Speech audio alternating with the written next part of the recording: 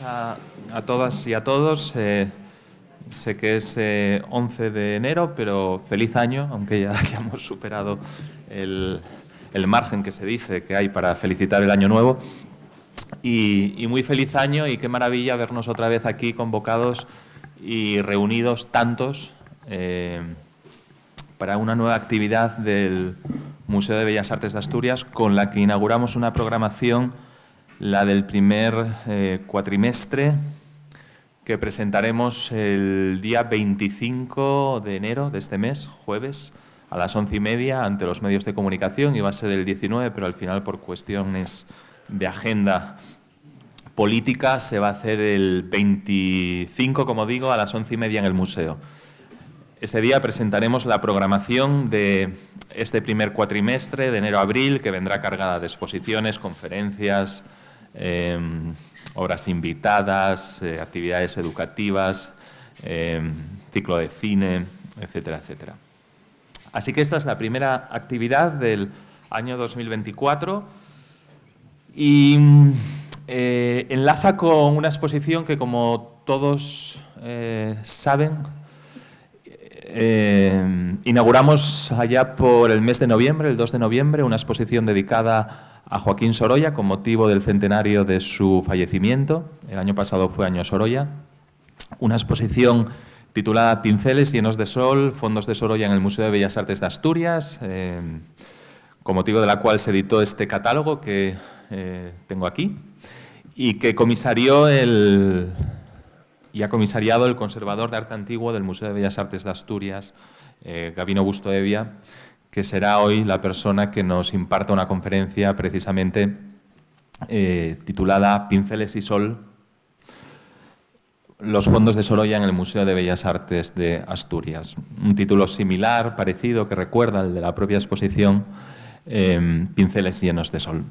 Con la exposición lo que hemos pretendido, una exposición que estará, como saben, hasta, le quedan muy poquitos días, hasta el 21 de enero, domingo, en nuestra ampliación, salas 17 y 18, hemos pretendido reunir por primera vez de forma conjunta las 14 obras que el Museo de Bellas Artes de Asturias tiene de Sorolla. 14 obras que explicará, comentará Gabino, hablará de su procedencia, hablará de muchas cosas en torno a ellas y que nos sitúan como un museo cuantitativa y cualitativamente hablando muy poderoso respecto a lo que es esos fondos o a lo que son esos fondos de Joaquín Sorolla. Como Gabino decía en la presentación a los medios de comunicación aquel día 2 de noviembre de esta exposición, hay museos que matarían entre comillas, evidentemente, por tener un Sorolla y no tienen ninguno, los que tienen uno por tener dos, los que tienen dos por tener tres, y nosotros tenemos nada más y nada menos que 14. Así que eso habla de la riqueza y de la fortaleza de nuestra institución. No voy a hablar más de Joaquín Sorolla porque va a ser Gabino quien desglose, hable, comente, reflexione acerca de nuestros fondos de Sorolla en el museo, un museo que es de todos ustedes, como saben. Voy a hacer un breve perfil biográfico profesional del conferenciante y voy a continuación a darle la palabra, que es lo que queremos, sobre todo, escuchar a Sorolla, a Gabino. Bien. Gabino Bustoevia nació en Langreo, es maestro y licenciado en Geografía e Historia por la sección de Historia del Arte, por la Universidad de Oviedo, por esta universidad. Y asimismo cursó estudios de cinematografía en la Universidad de Valladolid. Fue responsable por concurso-oposición del primer departamento de educación del Museo de Bellas Artes de Asturias y trabajó como arqueólogo en la Consejería de Educación y Cultura del Principado de Asturias. Por otro lado, planificó, puso en marcha y dirigió la Pinacoteca Municipal de Langreo. Actualmente es conservador en el Museo de Bellas Artes de Asturias, como he comentado, y ha impartido más de 200 cursos y conferencias. Entre estas intervenciones destacan las realizadas en la Biblioteca Nacional de España, el Museo de América, el Real Instituto de Estudios Asturianos, el Museo del Canal Interoceánico de Panamá o el propio Museo de Bellas Artes de Asturias. En este mismo ámbito Gabino Bustoevia ha sido docente del Máster de Museología de la Universidad de Valladolid, orientado a la formación de profesionales de museos y centros culturales. Actuó también como miembro del Comité Científico de 4 jornadas estatales de los Departamentos de Educación y Acción Cultural de los Museos Españoles y además ejerció como presidente en 2 tribunales calificadores de pruebas selectivas para la provisión en sendas plazas con destino al Museo de Bellas Artes de Asturias. Investigador generalista, cuenta con varias publicaciones en torno al patrimonio cultural, especialmente en la vertiente histórico-artística. En este sentido, circunscritas al Museo de Bellas Artes de Asturias, destacan las publicaciones Panorama de la Pintura, El Apostolado de Oviedo del Greco y Pinceles llenos de sol, fondos de Sorolla en el Museo de Bellas Artes de Asturias. Las coautorías en los catálogos de exposiciones Imago Urbis, Austrias y Borbones, Gusto y Tradición y El Factor Prado. De igual manera, llevó a cabo el control de la edición de la primera guía del Museo de Bellas Artes de Asturias con la redacción de 25 de sus entradas. Por último, desarrolla su perfil de escritor con artículos de carácter cultural y aportaciones críticas acerca de diferentes expresiones artísticas, desde la pintura al cine. Así que, dicho esto, Gabino, tienes la palabra. Muchas gracias. Muy bien. Muchas gracias, Alfonso, por esta presentación tan motivadora. Como ven, este es el currículum de un generalista, que es lo que soy yo.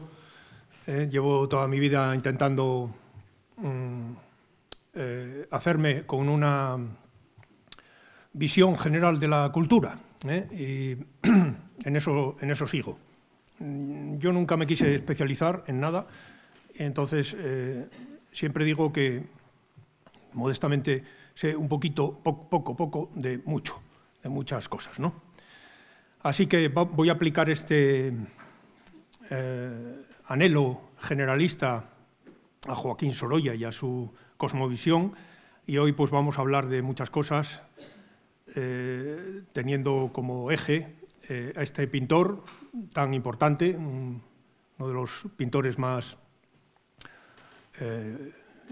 celebérrimo, deberíamos decir, de la historia del arte español, y que ya en vida disfrutó de un éxito rotundo y que alcanzó también una proyección internacional en vida muy amplia. Así que tener 14 Sorollas aquí en Oviedo, en Asturias, pues es todo un lujo, un orgullo, y hay que aprovechar este recurso que nos brinda el Museo de Bellas Artes de Asturias para poder conocer al artista y conocer también, como digo, su mundo y todo lo que nos ofrece. Así que vamos a arrancar con la conferencia, y sí me gustaría, con carácter previo, hacer 2 advertencias. Una, que mis conferencias suelen a veces tener una cierta orientación heterodoxa. Estamos en una institución académica y es un placer estar aquí. Yo, que no soy muy amigo de las insignias, hoy me puse la insignia de la Universidad de Oviedo. No suelo poner nunca ninguna, pero hoy merecía la pena poner la insignia de esta casa. Y digo que estamos en una institución académica, pero yo no voy a ser muy académico, porque, lógicamente, esto no es una clase de historia del arte, no es un máster, no es un seminario, no es nada. Si tuviese que hacer eso, sería otra conferencia muy distinta, ¿no? Pero como estamos haciendo una conferencia de divulgación y de difusión, pues entonces permítanme ya de entrada que les advierta que vamos a transitar a veces por cauces poco académicos, o nada académicos. Eso por una parte. Y por otra, que la charla se va a centrar de una manera muy firme en las 14 obras, porque abarcar más es imposible, ¿no? Vamos a ver algunas obras maestras emblemáticas para despegar, pero el objetivo de esta conferencia pues es estudiar este lote de obras, este sector Sorolla lo llamamos a veces, el sector Sorolla del Museo de Bellas Artes de Asturias, y vamos a centrarnos ahí porque no podemos ir más lejos, ¿no? Lo digo porque, por si alguien al final me dice, levanta la mano y me dice, oye, es que no pusiste tal obra, que es muy importante, oye, tal otra tampoco. Claro, es que Sorolla pintó 4.000 obras, 4.000, y 4.000 pinturas y 8.000 dibujos. Entonces, si los ponemos todos, estamos aquí hasta el día de Nochebuena, que acaba de pasar el del 2003, estamos hasta la Nochebuena del 2024. Entonces, necesariamente tenemos que restringir nuestro campo de actuación a las 14, y lo digo porque, bueno, porque ya me ocurrió, tengo anécdotas muy variopintas en este sentido, y les puedo contar una así a vuela pluma. En Madrid, una vez, un amigo me invitó a un ateneo que tenían allí, y tenía un programa que se llamaba Té Tertulia, y me dijo, habla de lo que quieras. Y dije, hombre, si tenéis ese programa de Té Tertulia, voy a hablar sobre el té. Así que fui con una charla, bueno, yo creo que divertida, porque se trataba de comentar un artículo de George Orwell que se titula Cómo preparar una buena taza de té. Y hablé del té, y hablé del mundo del té y tal. Y yo, sorpresa, un señor, un ceramista, un mediocre ceramista murciano, oscuro ceramista murciano, va y me pregunta al final de la charla, oiga, ¿usted qué es? ¿Que no va a hablar de Alcora?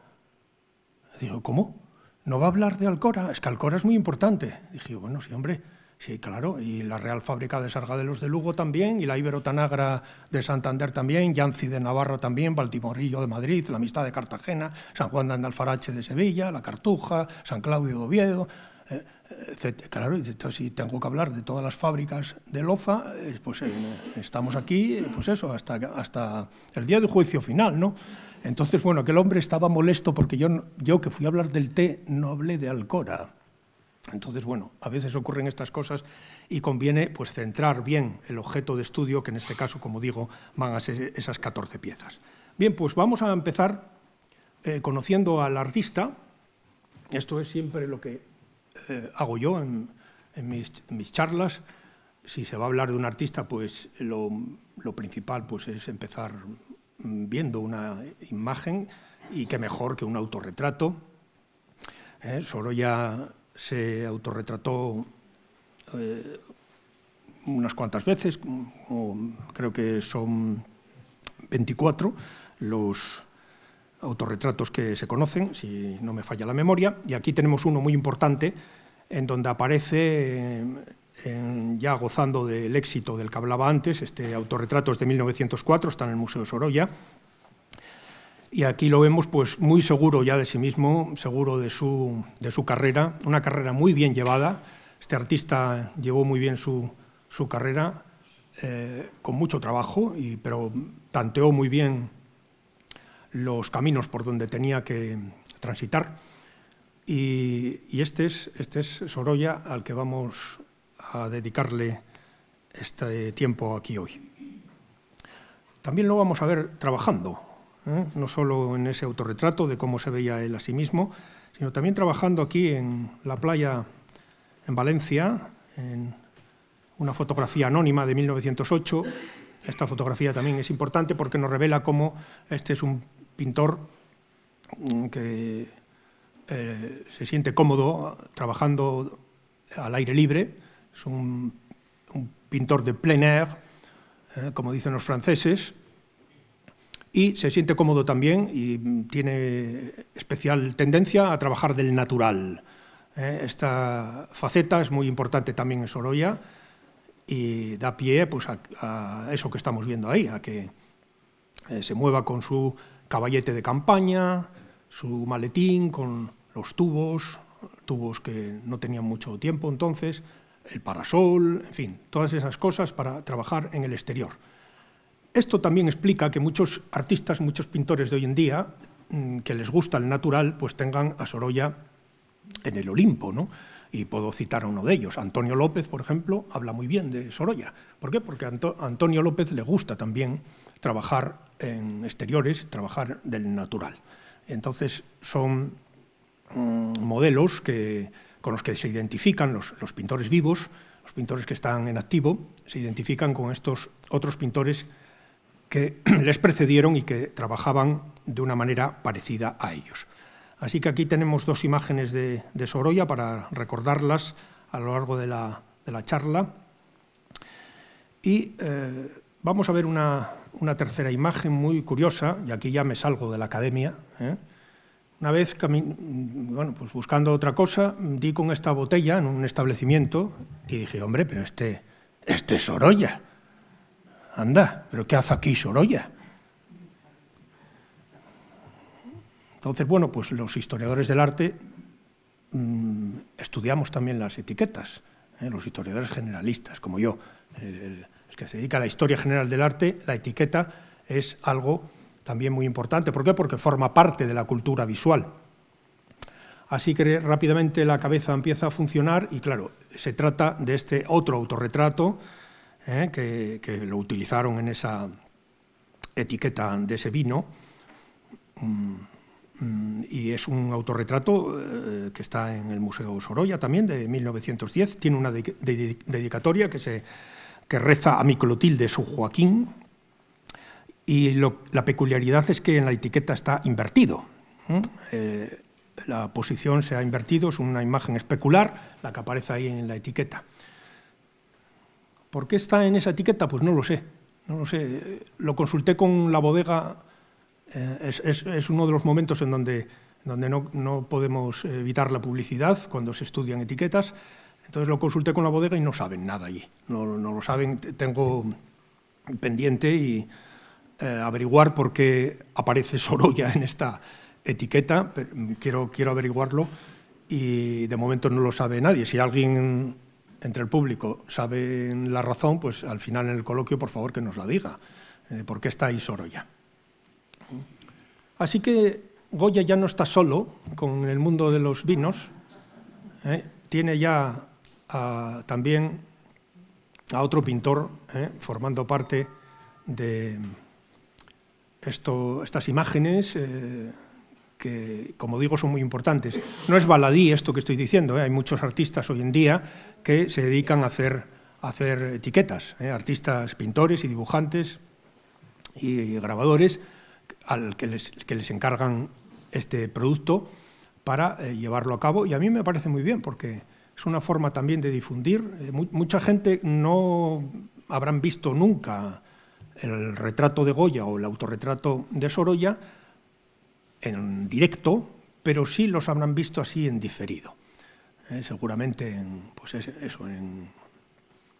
un bar, en una cafetería o en la propia casa, con lo cual eso ya es un adelanto y es algo realmente ventajoso poder entrar en contacto con, como digo, con esta cultura visual que no podemos desdeñar, a la que no se le puede dar la espalda, porque forma parte, como digo, del acervo artístico. Son reproducciones, desde luego, pero son reproducciones que remiten a otras obras y no podemos dejarlas de lado, ¿no? Igual que un médico, por ejemplo, que hay alguno en la sala, pues no puede dejar de lado tampoco nada que tenga que ver con su profesión.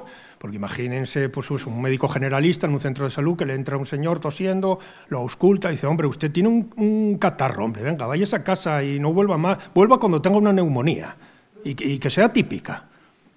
Eso no se puede hacer, ¿no?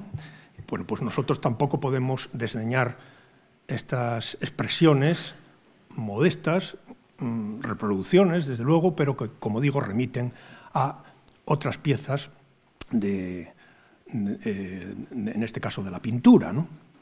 Bueno, pues vamos ya a hacer un resumen rápido de la trayectoria de Sorolla, muy rápido, porque, como digo, lo que nos interesa son los comentarios de las 14 piezas. Pero sí conviene recordar que Sorolla empezó pues, con la pintura de historia, de la que no traje la imagen, y también empezó con este tipo de realismo social, como el que estamos viendo, que se titula Otra Margarita. Esta obra es de 1892, no me voy a detener en ella porque ya José Luis Díez la comentó de una manera magistral aquí en este mismo aula magna, pero Sorolla empezó haciendo este tipo de pintura con la que quería, pues claro, ganar premios, ganar reconocimiento, y así ocurrió. Y no debemos olvidar también la potencia que tiene Sorolla como retratista. Los retratos de Sorolla son soberbios, son descomunales. Sorolla hizo unos 700 retratos aproximadamente, y son buenos todos.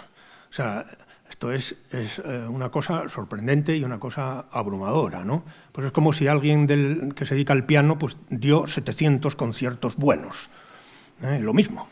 O alguien que se dedica a cualquier actividad hizo 700 actuaciones excelentes.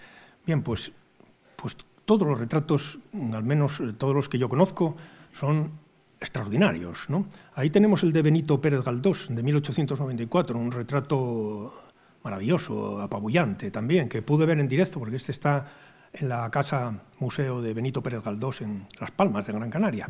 Está allí, en su propia casa.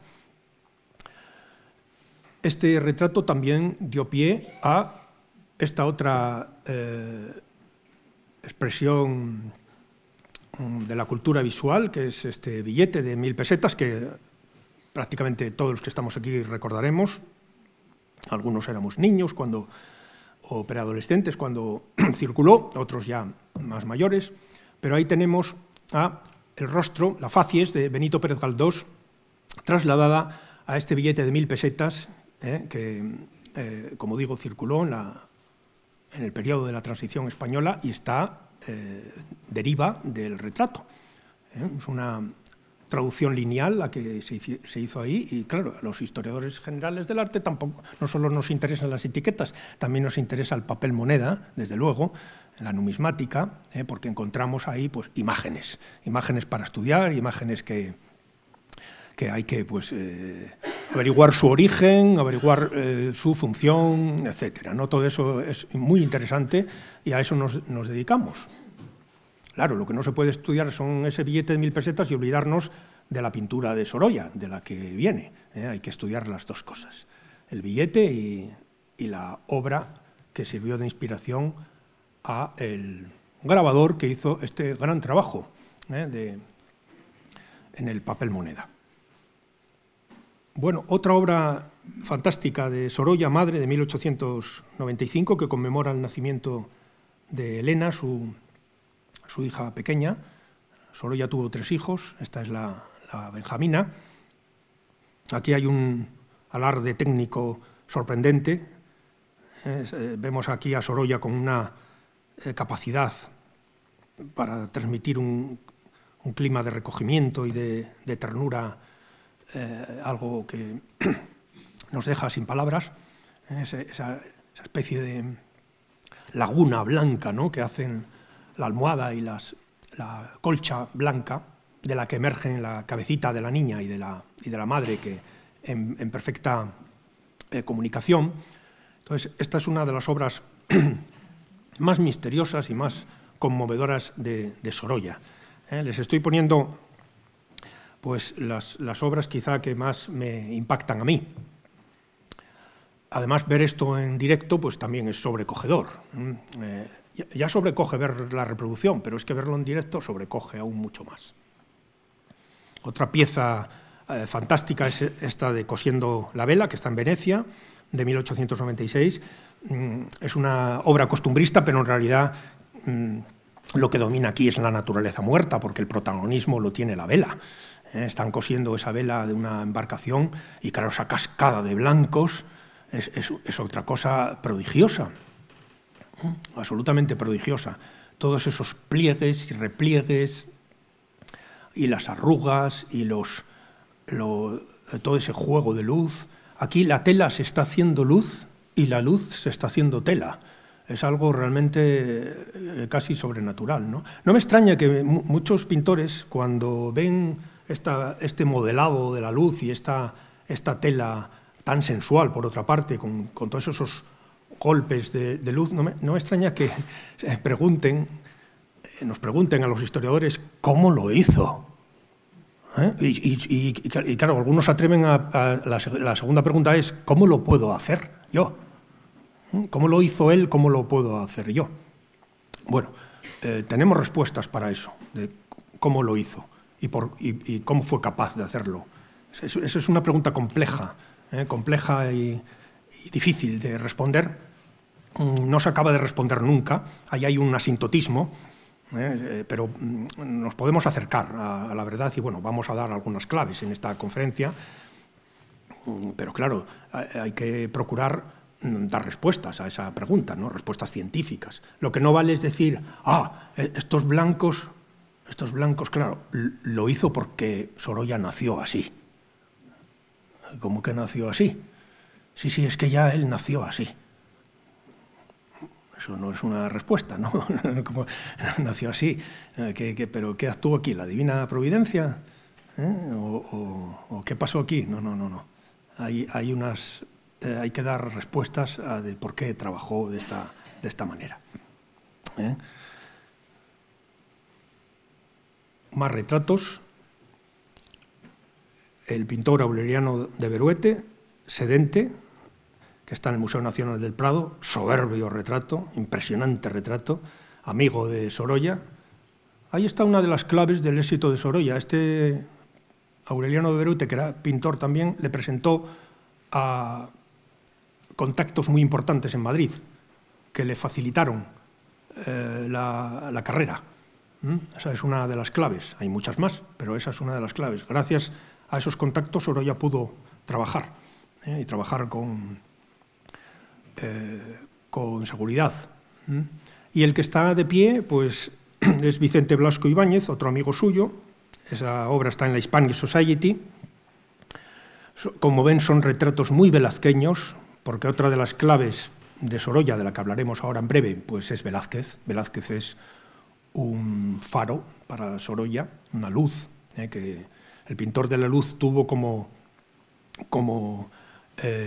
luz orientadora a Diego Velázquez, y estos retratos pues están inspirados en el mundo velazqueño. Esa sobriedad que hay de color, esos negros, son velazqueños, y claro, Sorolla estudió muy bien a Velázquez, lo asimiló muy bien, lo copió en el Prado, y eso explica también que pueda trabajar así, con esta maestría, ¿no?, haciendo estos retratos. Otra pintura sobrecogedora es esta que se titula El baño, que está en el Metropolitan, en el Museo Metropolitano de Nueva York. Es su hija, la que vimos antes de bebé. Ahí está ya con 10 años, metiéndose en el agua. Y al fondo pues está la hermana y la madre, que están metidas también en el agua. Esto es en Javea. Estas imágenes intimistas de su familia son de lo mejor también de Sorolla, de lo mejor que hizo, en donde hay una representación muy veraz, muy directa, muy tierna también, llena de afectividad por sus hijas, claro, y su mujer, que están ahí. Entonces esto convierte esta obra, claro, en un testimonio extraordinario, ¿no? Aparte ya de toda esta emoción que hay del contacto de las niñas y de la madre con esa naturaleza de Javea, en este acantilado que hay aquí, en esta cala. Bueno, pues esta es una obra maestra sin ningún género de duda. Otra obra maestra es esta instantánea de Biarritz, en donde, bueno, aquí se discute si es Clotilde o es María, si es la mujer o es la hija, porque no se ve muy bien el rostro, pero lo interesante es que está sosteniendo en sus manos una cámara de bolsillo, la más pequeña del momento, y es pues una obra también extraordinaria en la composición y en el color y en la atmósfera y en el aire y en la luz y en todo, ¿no? Fíjense cómo la parte de las extremidades hace esa diagonal que tiene su eco en la diagonal de la roca del fondo, haciendo esas rimas visuales en las que Sorolla es todo un maestro. Y terminamos este recorrido preliminar con Helena entre rosas, otra obra que está en La Habana, extraordinaria y maravillosa, en esa armonización de las rosas de las flores y la rosa del vestido, la niña rodeada también de todas estas flores y en el jardín, ¿no? Con lo cual también volvemos a tener aquí otro contacto de figura humana con elementos de la naturaleza que Sorolla, a los que Sorolla recurría muchas veces y que resuelve muy bien. Bueno, pues ya vamos a pasar a nuestra exposición, la exposición del Museo de Bellas Artes de Asturias, que imagino que ya la mayoría de los que están aquí, de ustedes, habrán visitado. Si no es así, pues todavía queda tiempo para visitarla. El complemento ideal de esta conferencia pues, es la percepción directa de las obras, igual que la percepción directa tiene también su complemento en esta conferencia. Y como recordarán, pues, la exposición está en 2 salas, en la sala 17, que es la que está a la derecha, y la sala 18, que es la que está a la izquierda. Se anuncia en el umbral del vano.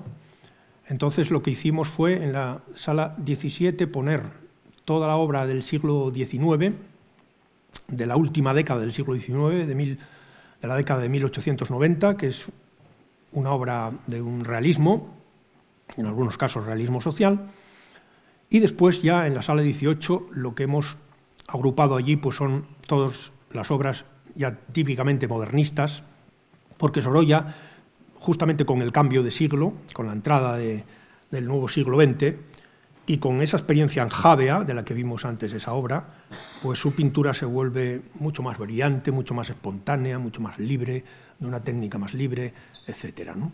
Eso se constata y la madurez pues, le llega justamente después de esos años.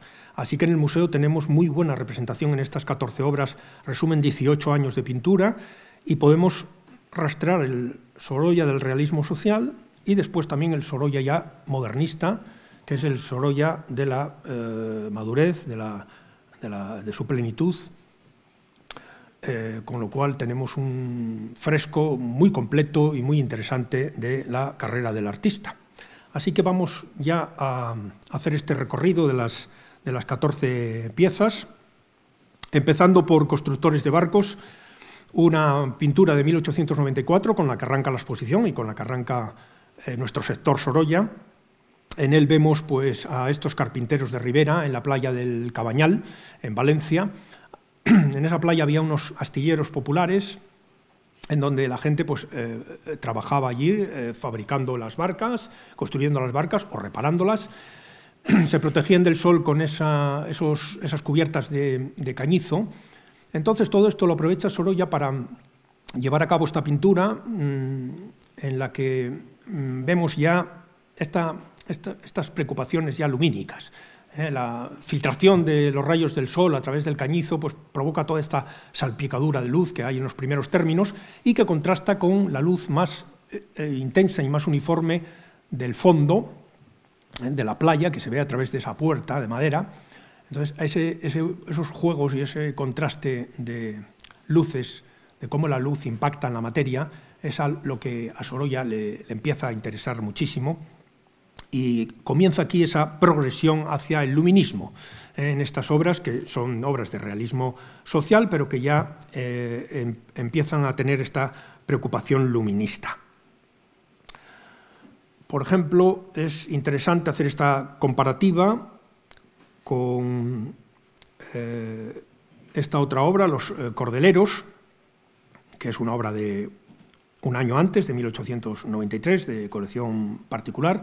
Vemos que más o menos la fórmula que sigue Sorolla es muy parecida, tanto en Cordeleros como en Constructores de barcos, que es la que tenemos en el museo. Son 2 escenas de trabajo, 2 escenas de gente anónima.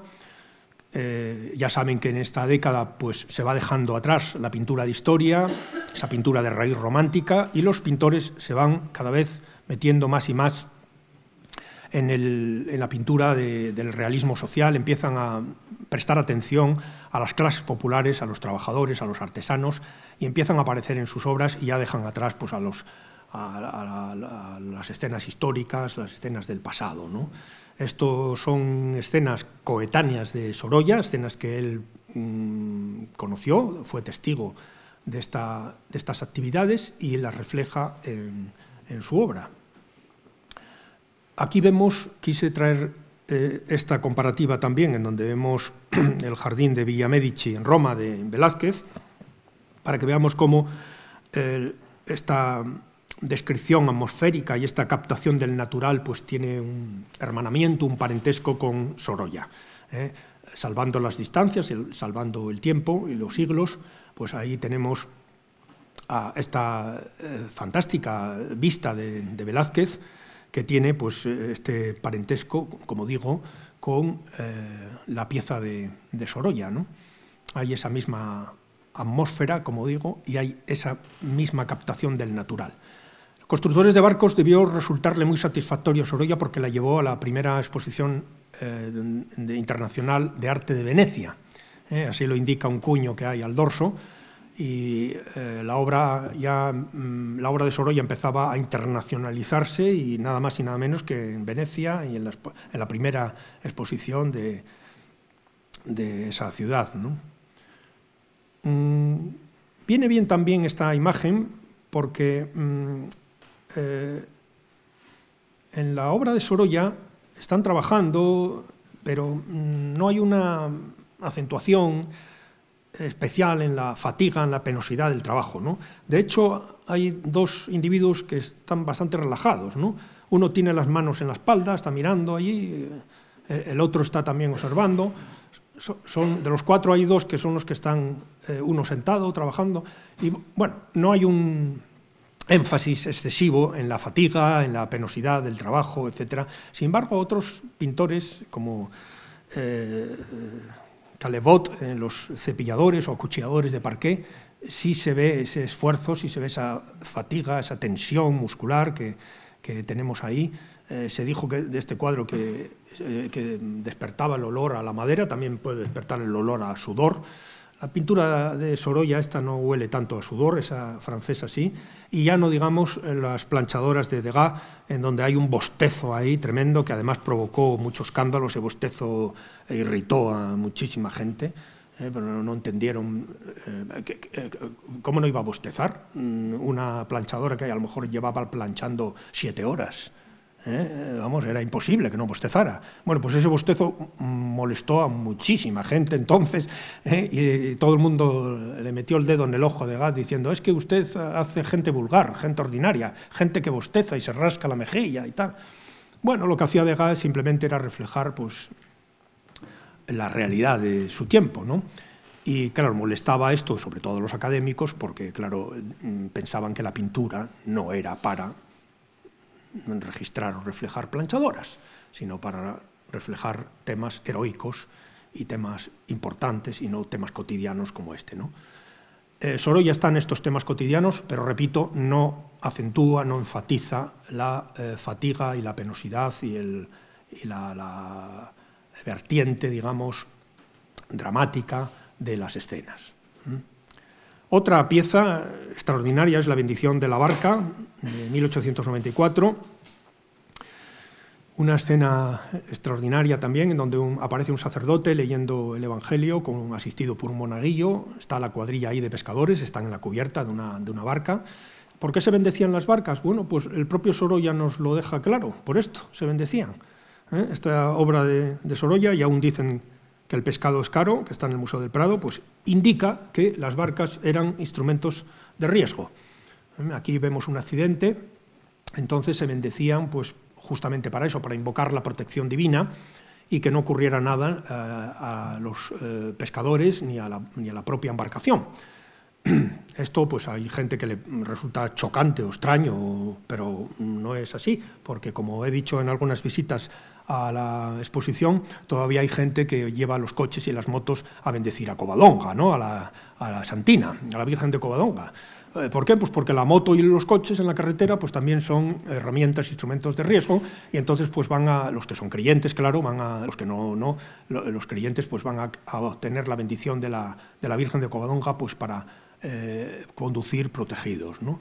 Esto mismo es lo que ocurría aquí, y en esta bendición o bautizo de la barca, también se conoce por ese título, y es lo que Sorolla representó aquí de una manera también magistral, porque está utilizando un monaguillo como eje central de la pintura, aprovechando también el atuendo bicolor de la túnica roja y la sobrepelliz blanca, que produce un contraste muy acentuado, un contraste cromático, casi de positivo y negativo, entonces lo coloca en el centro para articular la composición, ordenarla, y eso es lo que estamos viendo en esta pintura, que, como digo, tiene cierta relación con, y aún dicen que el pescado es caro, y tiene también relación, desde luego, con la novela Flor de Mayo, publicada en 1895 y escrita por su amigo Blasco Ibáñez, en donde aparecen pues, la vida de los pescadores allí en Valencia y sus riesgos. Entonces hay una relación directa también con el mundo literario en esta pintura, que vuelve a ser una pintura social, que no tenemos ahora mucho tiempo de indagar más en ella, pero sí quiero advertir un hallazgo sorprendente que hay en esta pintura y que hemos podido ya difundir con motivo de la exposición. Ese niño que estamos viendo ahí a la derecha dirige una mirada cómplice y sonríe, además, nos interpela a nosotros ahora, a los espectadores, pero está interpelando también a alguien que estaba ahí, cerca, ¿no? Entonces, esa mirada cómplice de ese crío que no está atendiendo al cura. El cura, si se levanta la mirada del Evangelio y ve al crío le da un coscorrón, porque no está atendiendo al rito de la bendición de la barca. Está distraído el chavalín. Mira, ¿a quién mira este crío? ¿A quién mira este crío? Bueno, pues la concurrencia de esa mirada con la sombra que aparece en la sobrepelliz del monaguillo explica quién está ahí, que no es otro que el propio Sorolla. Es Sorolla el que se está proyectando en la sobrepelliz, es la sombra de Sorolla el que se proyecta en la sobrepelliz. He hecho aquí un esquema en negativo para que lo veamos bien. Esa figura que está silueteada, claro, perfilada a la derecha, de medio cuerpo, que tiene delante una forma que es el caballete de campaña, pues es Sorolla. Sorolla se metió ahí. Se metió ahí, pues, ¿para qué? Pues para realizar un autorretrato, uno más, en esa tradición de los autorretratos de silueta. Antes, cuando, muchos años atrás, cuando algún comitente no tenía muchos recursos, pues encargaba un retrato de silueta que se hacía con papel recortado, mucho más barato que los retratos de pintura, y entonces este autorretrato así con sombra responde a esa tradición, pero también es una forma de introducir una autorreferencia al oficio de la pintura y de integrarse también dentro de la cuadrilla de pescadores. Sorolla quiere meterse ahí también, participar de este rito, son compatriotas suyos estos pescadores, entonces quiere meterse ahí de esa forma. Así que tenemos aquí otro de los autorretratos de Sorolla, un autorretrato precursor, porque, como digo, esta obra es de 1894, y fíjense que no se trata, como alguien me apuntó, dice, oye, ¿no puede ser este señor de aquí, del primer término, sentado? No puede ser porque no tiene el brazo levantado.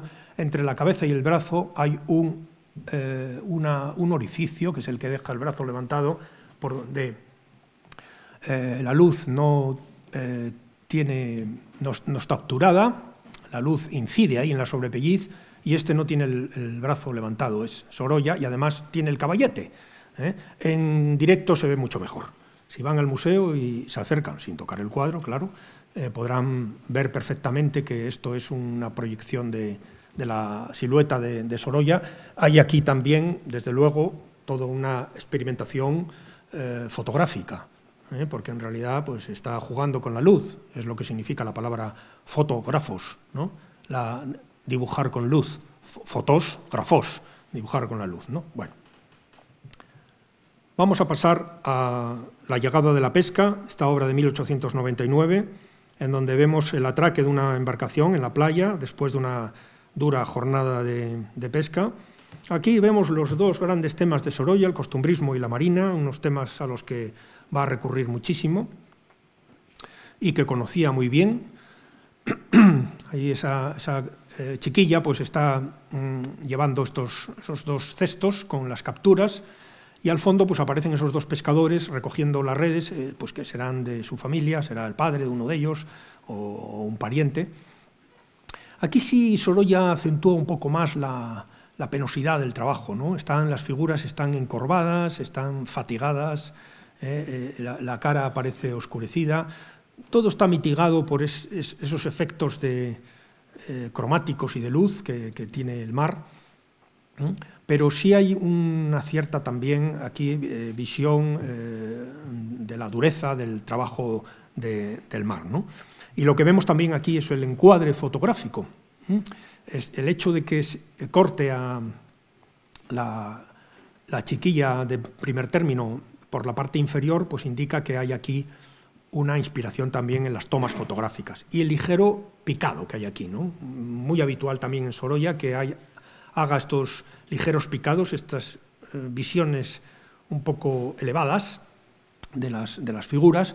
Entonces eso indica que tiene una naturaleza fotográfica esta imagen. Sorolla, por ejemplo, le dijo a Pedro Gil Moreno, yo no sé cómo no estoy ya loco de remate, pues como odio la fotografía, para dibujar un chiquillo he pasado las de Caín. Luego el mar es un lío imposible, porque varía de un modo que rabias y dudas cuándo estará bien lo que haces. Aquí dice que odia la fotografía, pero no hay que fiar de lo que dicen siempre los artistas, ¿eh? Odia la fotografía, se lo dice, pero él empezó trabajando para un fotógrafo que acabó siendo su suegro, así que estuvo en un estudio fotográfico y se empapó de este medio y está muy presente este medio en su obra, ¿eh? Enganchando la barca, se titula así, Enganchando la barca, que lo que vemos aquí es la operación de enganche de estos bueyes para remontar la barca hacia la orilla. En esta pieza pues vemos esa maravilla de trabajar al aire libre, todo este reflejo mercurial de la luz en el agua. Está pues estudiando el impacto de la luz en el agua en movimiento, además, también la luz en la vela amarronada, todas esas transparencias, la luz en los cuerpos de los animales y de las figuras humanas. Todo eso está preocupándole al pintor y casi son pretextos, el tema es un pretexto de enganchando la barca para trabajar todo esto. Vamos a ver un documento fotográfico de la época para que veamos en qué se inspiraba Sorolla a la hora de trabajar. ¿Por qué se utilizaban estos bueyes? Bueno, pues para facilitar las maniobras de descarga, porque la orografía de las playas valencianas permitía que los bueyes tirasen lentamente de la barca y así se facilitaba el trabajo de la descarga, ¿eh? Siempre va uno ahí, o casi siempre va uno en la testuz del buey para conducirlos, y ahí tenemos un testimonio fotográfico de esa obra. Otra obra más, Pillos de Playa, de Valencia. Es una obra de 1899, aunque está datada en 1900, a veces las dataciones no se corresponden con las realizaciones. Este es un estudio para la obra Triste Herencia, que es esta, que está en la Fundación Bancaja. Esta obra, que es otra de las obras de pintura social que comentó José Luis Díez, es una obra muy importante de Sorolla, con la que ganó el Grand Prix de París en 1900, con esto ya se encumbra definitivamente el pintor, y recuerdo un poco el tema de esta obra. Pues Sorolla, estando allí en la playa, pues vio cómo aparecían unos chiquillos con problemas de salud de todo tipo, poliomielitis, ceguera, bueno, hay alguno que está incluso con alguna mutilación. Entonces, bueno, esto le impactó, pidió permiso para hacer una obra, se lo dieron y llevó a cabo esta pintura, que es una pintura gigantesca, enorme. Hay un testimonio también fotográfico de esta vivencia, de estos críos, pues muchos de ellos huérfanos, que estaban acogidos a esta institución religiosa y los llevaban ahí pues a que pasaran el día y que pudieran darse un baño. Bien, pues Sorolla le impacta este asunto de Triste Herencia y realiza pues un montón de estudios No son bocetos, son estudios, porque ya ven que no se corresponden de una manera literal con la obra. Son estudios para ir conociendo un poco por dónde podía él trabajar la obra definitiva. Esto tiene que ver con este artista alemán, Max Liebermann. En esta obra se titula Baño de los niños. Tiene bastante que ver con estas iconografías de este artista alemán. Tienen una coincidencia bastante grande.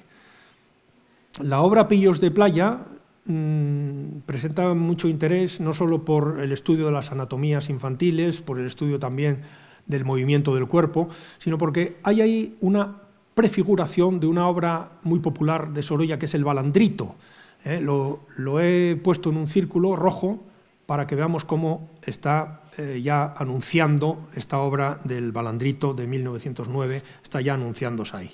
Muchas veces Sorolla aprovecha sus hallazgos para realizar otro tipo de obras. No es la misma posición, desde luego, pero es el mismo tema, que es el de un crío jugando con un velero de juguete.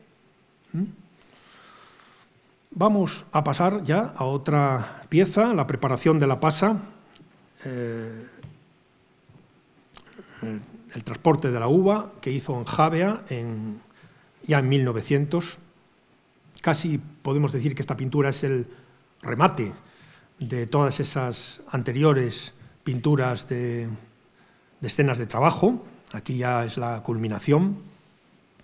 Otra obra maestra, de las 14, pues hay 4, 5, 6 obras maestras, esta es una de ellas.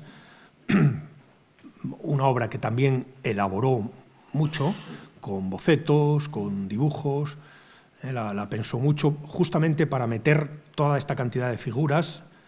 Los que se dedican al arte saben que no es lo mismo componer con 2 figuras que componer con un grupo numeroso como tenemos aquí.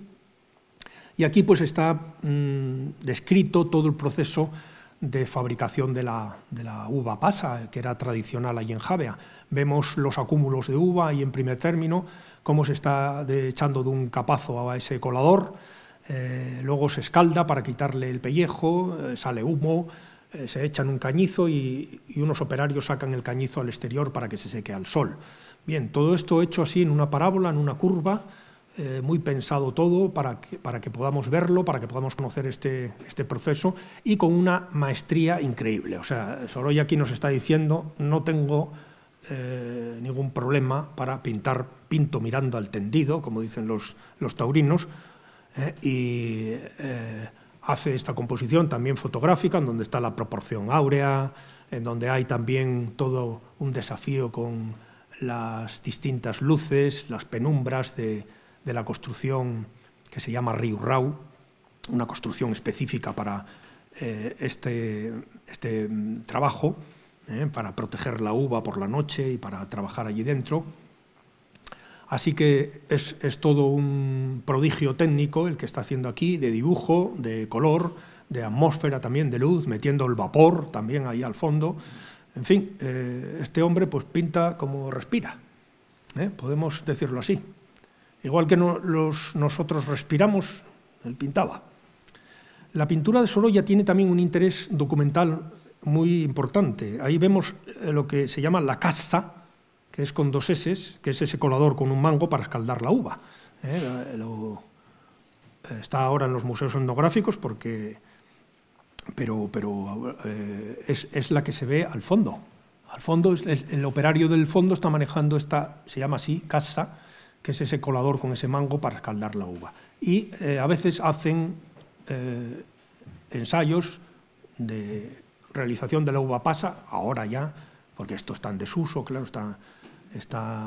ya no se hace así, desde luego, pero hay veces que la gente pues, se reúne para recuperar este procedimiento artesanal de la realización de las uvas pasas que comemos en Navidad o en la repostería. Bien, ese bodegón de Sorolla me lleva a Tomás Yepes, otro valenciano, el bodegonista más destacado de la pintura barroca valenciana, que tiene además en las uvas un motivo recurrente. Fíjense qué parentesco más interesante casi puede funcionar de antecedente estas uvas de Yepes con las uvas de Sorolla que vemos aquí en primer término, ¿no? También está como antecedente, bueno, pues los opulentos bodegones flamencos, pero sobre todo este compatriota suyo, Yepes, está funcionando aquí de antecedente. Vamos a pasar a pasajes, esta cubierta de barco en este puerto guipuzcoano, ya de 1901. Este es un apunte de color, una nota de color, como decía Sorolla, nota de color, que es... Las notas de color son apuntes de pequeño formato, realizados del natural, que pueden ser bocetos, pueden ser estudios o simplemente piezas de disfrute. Y este pues lo hizo ahí en pasajes, pues, seguramente camino de París. Sorolla pintó mucho en el País Vasco, en Fuenterrabía, en San Sebastián, en pasajes, y en otros sitios, pues yendo hacia París o volviendo de París, tenía allí amigos y entonces hacía allí paradas y se dedicaba también a pintar, como en este caso, ¿no? Que es un delicioso apunte del natural o nota de color, como él las llamaba. Ahí vemos el manguerote de ventilación como centro óptico. Laura, que está presente en la sala, pues que tiene también conocimientos por su familia del mundo de la marina mercante, pues me confirmó efectivamente que se trataba de un manguerote de ventilación que está funcionando como centro óptico. Ese punto rojo es además el punto también de la proporción áurea. Está todo muy bien compuesto en Sorolla. Y tiene a pesar de que tiene un pequeño tamaño, tiene el interés de que aparecen elementos del maquinismo naval, lo cual resulta interesante porque Sorolla no prestó mucha atención al mundo de la industria. A veces aparece, pero no aparece de una manera, aparece en pequeñas obras, en obras secundarias, o bueno, aparece una vía de tren, como en la visión de España, pero no se dedicó a prestarle mucha atención al mundo de las máquinas. Y aquí sí están esas máquinas navales, porque estamos viendo una operación de carga o descarga. Niño en el mar, de 1902, es otra pieza en donde aparece aislada la figura infantil, también con esa especie de camisa blanca, casi parece un detalle de la que vimos antes, de pillos de playa. Es como si hubiese aislado a uno de esos críos, con esos movimientos espontáneos, como digo, y ese estudio que empieza a verse aquí también del color del mar, empieza a usar los violetas para las sombras de las olas. Eso se va a acentuar muchísimo más, como veremos, va a tener una acentuación mucho mayor a medida que va avanzando. El Xatín, que es la pieza que tenemos en depósito de la colección Pérez Simón, todas las otras 13 proceden de la dación de Pedro Masaveu. Esta es la que está en depósito, en préstamo, y es muy importante esta obra porque es el testimonio del paso de Sorolla por Asturias.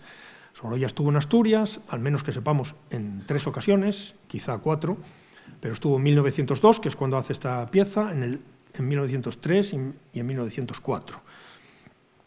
Quizá hay algún testimonio impreciso de otra visita posterior. Pero bueno, tenemos esta en el museo para testimoniar ese paso de Sorolla por Asturias. Vino porque conocía a Tomás García San Pedro. Tomás García San Pedro fue su contacto aquí. Se estableció en San Juan de la Arena, pintó cuadros maravillosos en Asturias. Hay gente que dice que llovió y que, bueno, que la lluvia que no le permitió hacer otras cosas, pero hay otros testimonios en donde dicen que pintó con lluvia, encantado de la vida también. En cualquier caso, este es un interior de una cuadra, se titula así, El Xatín, o Una moza con becerrito. Es un costumbrismo pastoral, también un retrato con la chiquilla, también una pieza animalística con el Xiatu, decimos en asturiano. La madre está al fondo, hay gente que no la ve, pero en directo también se ve, la vaca se ve el lomo de la vaca al fondo. Y es una pieza, claro, interesantísima y muy bien ejecutada también de luz, que tiene que ver con otras obras como esta de los pimientos, que está en la Hispanic Society, que sigue la misma fórmula de luz, de manejar la luz también en los interiores, no solo en el exterior. Bueno, como estamos en la Universidad de Oviedo y en estos espacios pues impartió clases Leopoldo Alas Clarín, pues hay que también advertir la tangencia que tiene esta obra por su ruralismo, por su lirismo, por la emotividad que desprende también la relación del ser humano con el animal. Tiene tangencias con Adiós Cordera, tanto el cuento como la película. Yo por lo menos sí se las veo, desde luego. Pues no sé si Sorolla leyó el cuento de Clarín, pero no cabe duda de que hay una relación, si lo haya conocido o no lo haya conocido, hay una relación entre estos dos testimonios culturales, el pictórico y el literario. Vamos a pasar a la siguiente, que es Buena Pesca, de 1903, vamos avanzando ya en el tiempo, en el siglo, otra obra también extraordinaria, de color, otro pretexto para Sorolla para estudiar la arquitectura del cuadro, para estudiar la luz del Mediterráneo, la luminosidad, la coloración también de las aguas, etc., ¿no? Aquí estamos ante el mismo topos que vimos antes, el mismo tema, el enganche de los bueyes para acercar la barca con las capturas. Aquí lo vemos y vemos también la fotografía que nos recuerda cómo era esta operación. Y esta obra tiene también el interés de que recrea de nuevo la misma escena que vemos en la obra que está en el Museo d'Orsay de París, enganchando la barca, que es la de la izquierda. Lo que ocurre es que en la pieza del museo Sorolla sustituye a ese pescador por las pescaderas, que son las que venden el pescado. Una está ahí con un bebé también en el lateral izquierdo. Sustituye esa figura por esas pescaderas, pero el fondo es más o menos el mismo. El fondo lo recrea. La obra de Orsay tiene mayores dimensiones, pero es el mismo tema que vuelve otra vez a recuperar y vuelve a introducir ahí con esa variante. El título del Orsay se llama El regreso de la pesca remolcando la barca. Bueno, otro pequeño cuadro, otra nota de color que sorprende por la libertad técnica que vemos aquí. Esto lo hizo Sorolla muy rápido, seguro, del natural y rápido. Otra vez los chiquillos en la playa, este tema de los juegos de los críos en la orilla del mar o ya en el baño. Es recurrente en él, ese binomio del ocio estival en el mar, aparece constantemente. Y aquí, pues, como digo, lo hizo muy rápido, hay una libertad técnica y un dinamismo también asombrosos, porque está todo hecho con manchas, ¿no? Fíjense en la relación de las tres que llevamos puestas, pillos de playa, el niño en el mar y esta del baño, cómo tienen una relación temática muy estrecha con este estudio de la figura infantil también en las aguas, ¿no? Esto también me llevó a pensar que hay un contacto aquí con el cortometraje de Louis Lumière, La mer o Baignade en mer, el baño a la mar o el baño en el mar. Hay un cortometraje que es El nacimiento del cine de 1895, en donde vemos esto que está representando Sorolla. Así que cabe la posibilidad de que Sorolla pudo haber visto este cortometraje en París, y si no lo vio, esta sensibilidad de percibir y registrar los juegos de los críos en las aguas estaba muy presente en muchos creadores, como en el caso de Lumière en el cine, en el caso del cineasta francés, o en el caso de Sorolla en la pintura. Bueno, llegamos a la estrella de la exposición, todo un icono en el Museo de Bellas Artes de Asturias. Con esto podríamos estar efectivamente hasta la hora de cenar, pero no de hoy, sino de mañana, porque es una obra tremendamente rica de sugerencias y, bueno, solo voy a apuntar algunos aspectos. pero esta obra constantemente nos está interpelando y constantemente nos está dando pie a nuevas interpretaciones y a cantidad de lecturas, porque es una obra de una riqueza y también de un prodigio técnico asombroso. Bueno, lo primero que hay que hablar es de la composición. Aquí Sorolla pues, compone en friso, ahí vemos lo que está pasando, que es un crío desnudo que corre detrás de estas crías que llevan esas batas, están jugando al pilla-pilla, de nuevo los juegos en la orilla del mar, en friso y eliminando el horizonte. Aquí Sorolla se atreve a eliminar el horizonte, crea una masa de agua para provocar esa inmersión del espectador en el mar, para meternos allí dentro. Está también manejando de una manera muy sabia la paleta por los complementarios. Vemos cómo los violetas de los que hablábamos antes y los azules tienen como complementarios las carnaciones de la piel de los críos y de las tierras de la arena, una arena que está seca, semihúmeda y húmeda, con unas audacias también tremendas de ductus, de pincelada.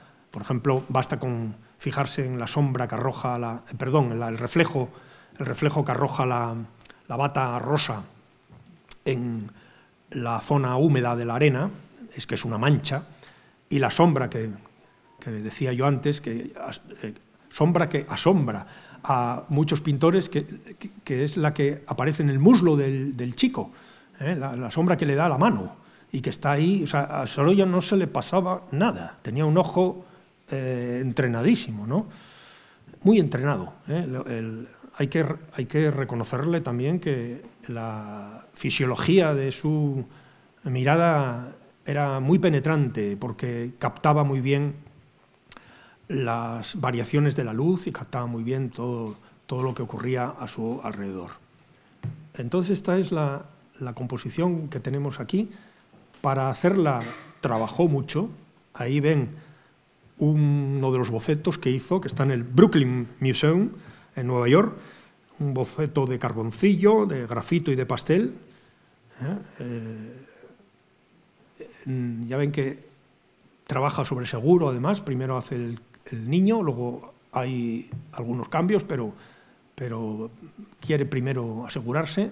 Aquí tenemos el boceto de las niñas también del Brooklyn Museum. Hay otros 3 más, no les quiero cansar con estas cosas, pero estas obras son tan extraordinarias porque están muy pensadas y muy cocinadas, muy incubadas. Y luego, bueno, pues tenemos cantidad de cosas, pues por ejemplo, un estudio de la anatomía funcional. Espero que ahora Víctor Asensi, que está entre el público, me dé el aprobado, nuestro querido Víctor Asensi, catedrático de medicina. Pues aquí hay un estudio de anatomía, desde luego, del sistema locomotor, porque les recuerdo que muchos pintores usaban los mismos manuales de anatomía que los médicos, tenían el mismo manual. Entonces, claro, pintar un crío desnudo corriendo, pues hay que saber qué músculos se activan al correr así, de esa manera. No se activan los mismos caminando rápido que corriendo, etcétera. Bueno, esto lo saben muy bien los traumatólogos, que cuando hay una lesión, pues siempre preguntan por cómo se produjo la lesión, ¿no? Para hacerse una idea de qué es lo que pasó.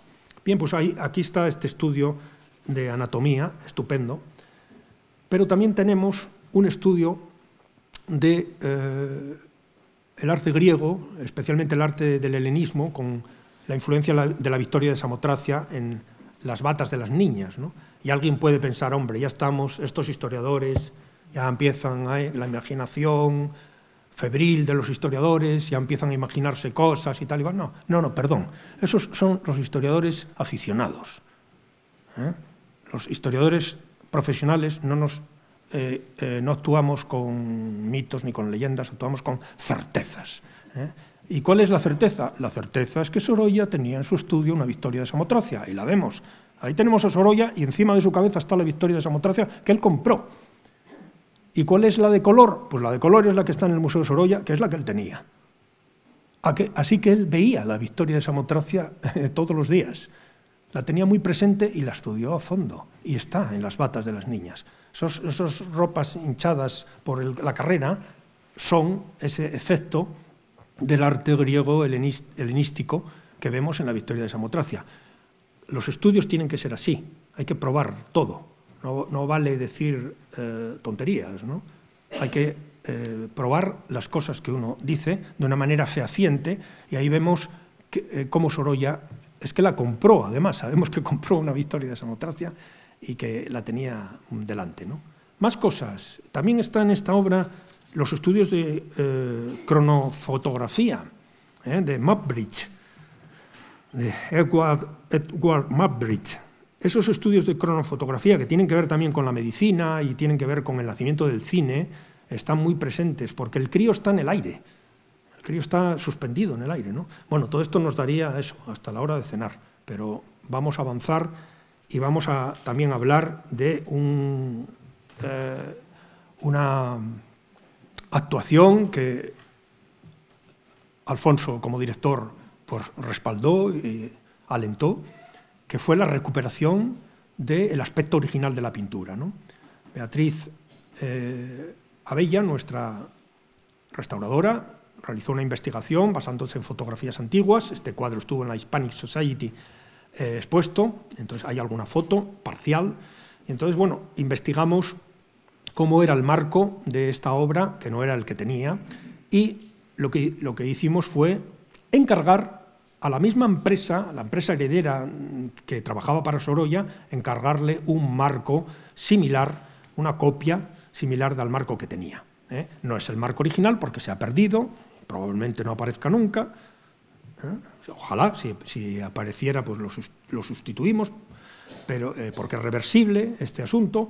Pero si no aparece, pues lo que hemos hecho es devolverle a la obra, su marco, una copia que le concede también el aspecto original, que es este. Bien, todo este esfuerzo tampoco lo hemos inventado. Es que este bosquejo que aparece ahí es de Sorolla. Sorolla llegó un momento en el que diseñaba sus propios marcos, y esos elementos arquitectónicos de orden jónico son suyos. Son sus propuestas, porque este bosquejo es suyo. Este bosquejo no lo hicimos en el Museo de Bellas Artes de Asturias, un día que estábamos allí antes de salir a las 3 de la tarde.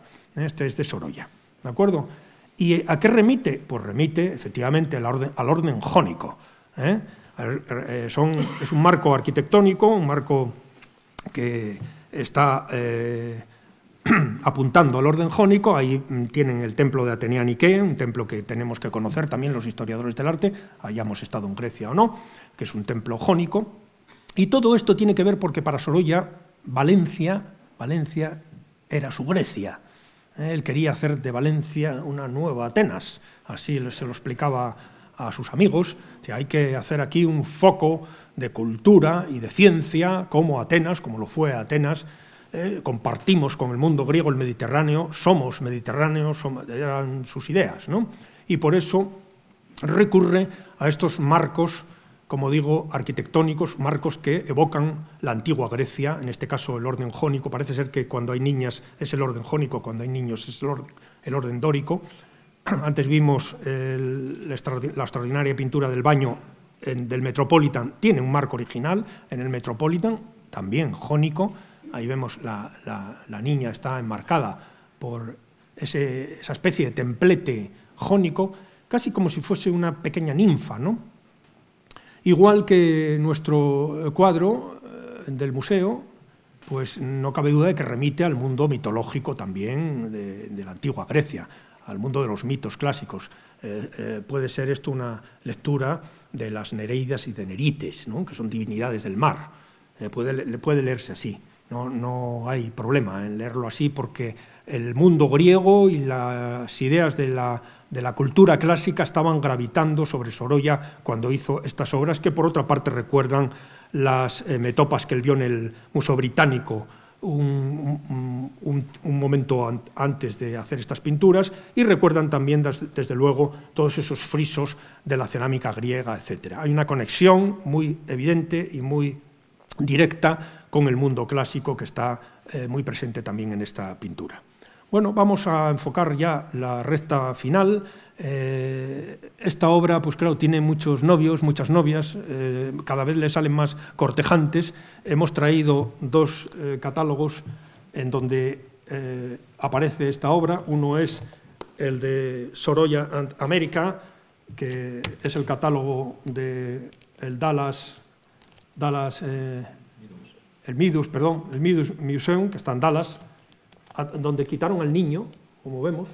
No está el niño desnudo, no sé si porque el museo es metodista, pero solo están las niñas. Y también esta obra estuvo en la exposición de la National Gallery de Londres, Spanish Master of Light, Sorolla, Spanish Master of Light, maestro español de la luz.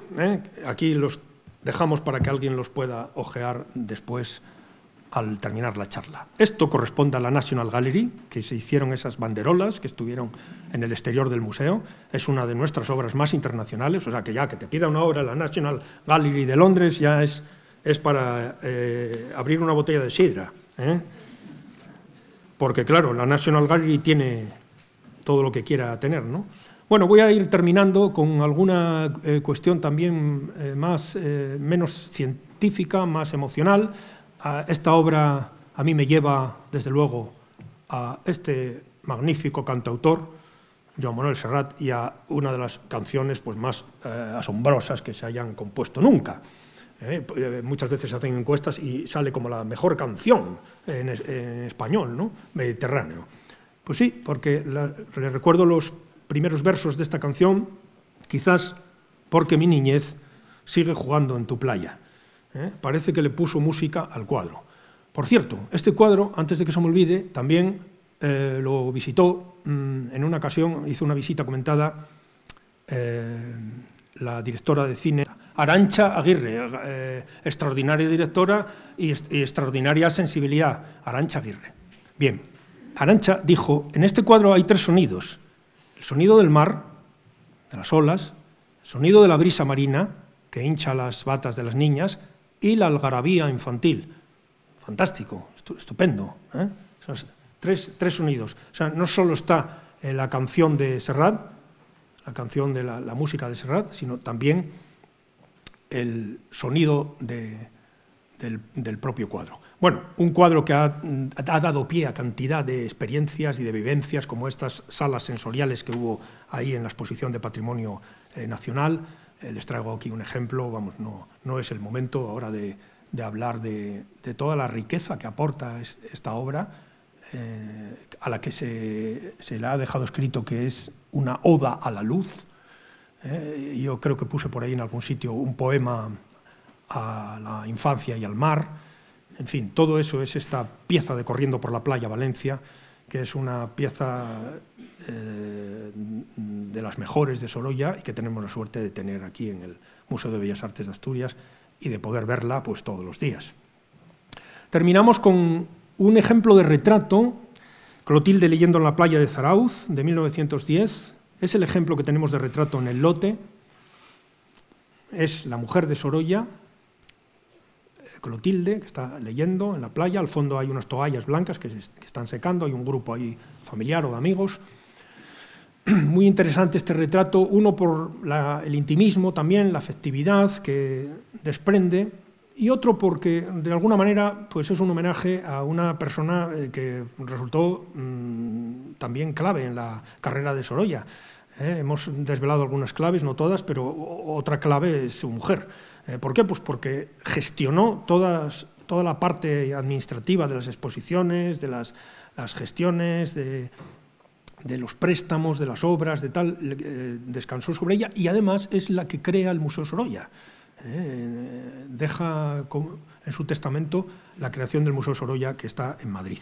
Así que ha sido una mujer que ha cumplido un papel muy importante, no solo ha sido una musa de su pintura, ha tenido un papel muy importante que cumplir. Antecedente de esta pintura es este perfil de Clotilde, de 1889-90, en donde aparece también como mujer intelectual, como mujer cultivada, igual que en la de la playa. La playa también sigue leyendo, sigue Es la figura de la mujer instruida, la mujer que en esta época, pues claro, era más inusual. Y el antecedente de esta obra pues es este, que es Concha en Javea. Tienen la misma composición. Concha era la hermana de Sorolla y están en la misma posición, sentadas en la silla. En el caso de Concha se ve el mar de Javea, en el caso del País Vasco son las toallas las que hacen ese fondo, pero es una composición similar.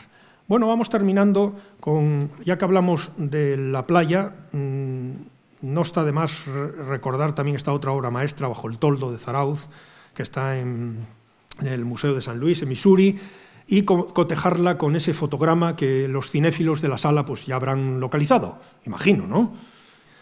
Hay un hermanamiento aquí muy interesante, están muy bien hechas las dos cosas, la pintura y la película. Y terminamos con la última pieza, la última obra, que es Tipos de Guipúzcoa a la carreta, de 1912, en donde Sorolla pues, realiza aquí un estudio para la pintura que iba a dedicar a la serie que le encargaron para el Hispanic Society. Le encargaron 14 obras de las distintas regiones españolas. Esta correspondería al País Vasco. Son unas vacas, no bueyes, las que tiran de esa carreta. Sorolla lo pintó en las afueras de San Sebastián. Y luego al final, pues bueno, no utilizó esta obra. Esta la traje para que vean el diferente tratamiento de la luz.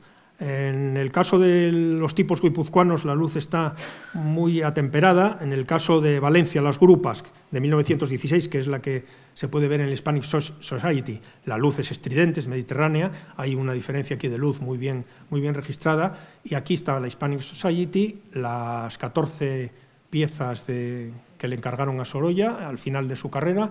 Esta que señalé con una flecha amarilla es la definitiva para el País Vasco, que ya ven que no utilizó la que tenemos en el museo, salvo dos motivos, el de la carreta que aparece al fondo y el de esa lechera que en el caso del museo pues está detrás de las vacas, y en el caso de la Hispanic Society aparece sedente en primer término. Bien, vamos a hablar de José Mongrel, que es un sorollista, para que vean cómo la huella de Sorolla ha tenido también su profundidad. Este era un discípulo, y aquí ven cómo, esto que a un despistado puede decir, ¿esto es un Sorolla? No, es un Mongrel. Es un Mongrel que además fue el maestro de Luis Fernández, pero recoge el vitalismo, recoge toda esa parte amable de la existencia, de todo ese joie de vivre, como dicen los franceses, esa alegría de vivir, está recogida aquí en Mongrel. Y hay artistas como Leonor Solans, una artista sevillana, joven, a la que los dos que estamos en esta mesa le hemos dado un premio en un certamen, que esta obra se titula Mediterráneo, que hay algo aquí también de sorollismo. En esta niña que está aquí al lado del mar Mediterráneo, casi podemos decir que es un Sorolla del siglo XXI, de Leonor Solans. Y con esto, para no extenderme demasiado, termino aquí dándoles las gracias.